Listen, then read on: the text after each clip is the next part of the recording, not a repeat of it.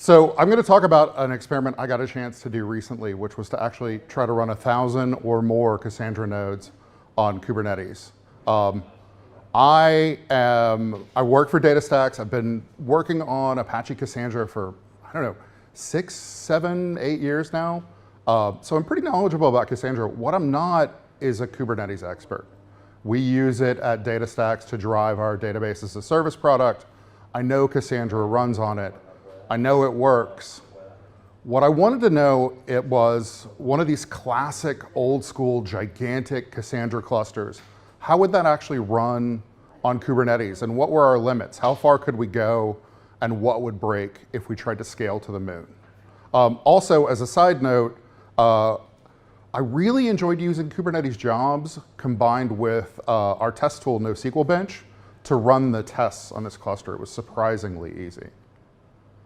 So I don't think I have to describe the first thing. I think we all know what Kubernetes is. Probably most everybody here better than I do.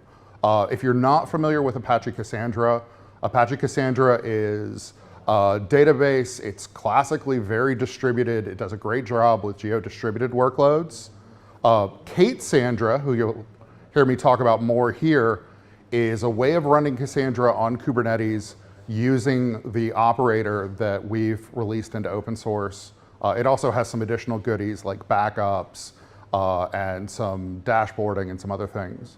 And then, as I mentioned before, NoSQL Bench is a tool that we use to actually benchmark Cassandra, although it's got connectors for a bunch of other backends. So why do we care? Why do I care, maybe personally, about Kubernetes here? I spent a lot of time in the field working with people on Cassandra clusters they deployed that they had a problem. And I've seen this as a theme in a couple of the other talks too, but it's a big deal to me.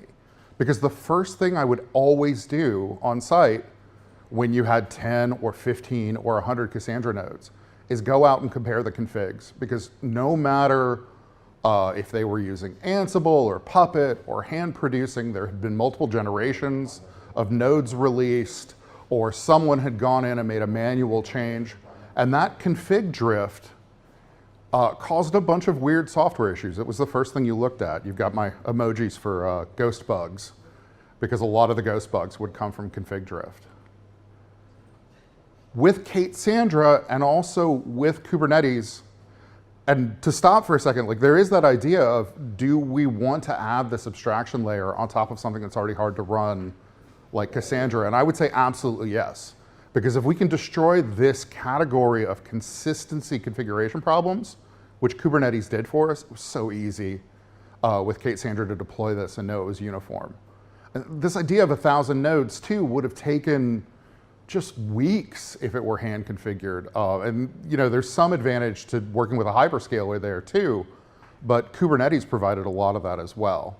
And then there are these other things that were a surprise to me that I hadn't gotten into deeply with Kubernetes, like the visibility that I got by installing a service mesh, or the idea of how easy it was to roll up things like logging and see the entirety of the cluster.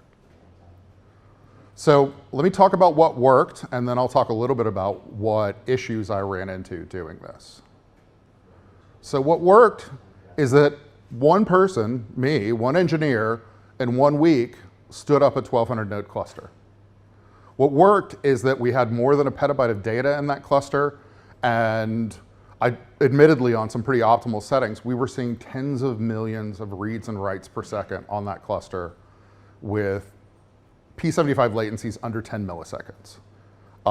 What worked really well, but should maybe horrify people, but also was amazing, is that I messed up the IP address space on the cluster, and I had to destroy the cluster at 800 nodes. And I did it in 5 minutes, which was amazing. It was a superpower. It was a superpower you want to be careful with, but one little Helm update, and I had a clean slate to start again.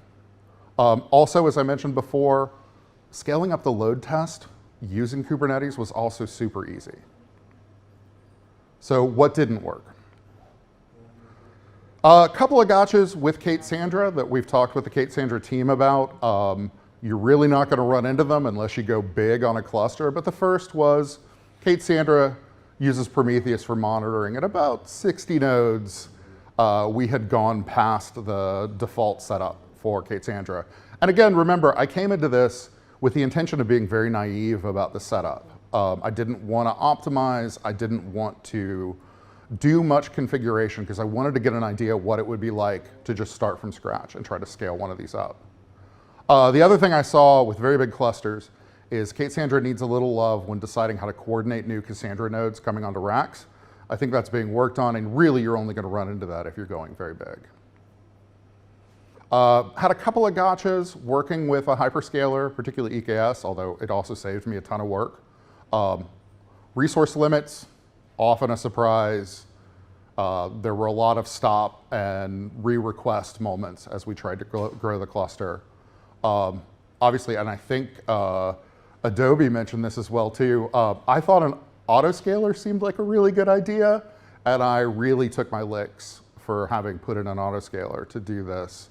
I think with some of these stateful workloads, the autoscaler may be more trouble than it's worth. And the last thing I would throw out was a lot of the documentation that I read was geared toward running multiple pods in a Kubernetes node. And with these database deployments, we really are running a pod or two per node.